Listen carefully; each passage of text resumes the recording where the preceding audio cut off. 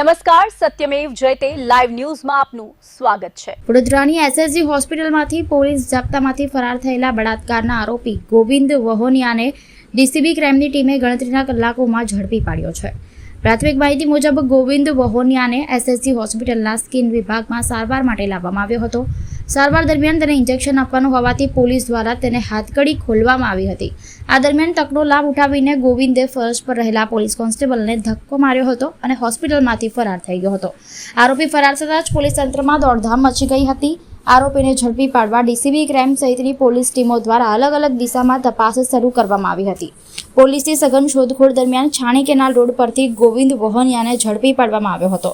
આમ પોલીસ જપ્તામાંથી ચકમો આપી ફરાર થયેલો આરોપી ગણતરીના કલાકોમાં જ પોલીસના હાથે ઝડપાઈ ગયો છે। સમગ્ર કામગીરીને પોલીસની સફળ કામગીરી તરીકે જોવામાં આવી રહી છે।